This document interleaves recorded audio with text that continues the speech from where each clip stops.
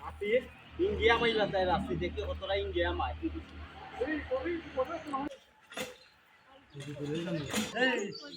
মাছ আপনারা লোকে তা কই কি জাত মাছ এটার ভিতরে আমাইছে আমি দেখাই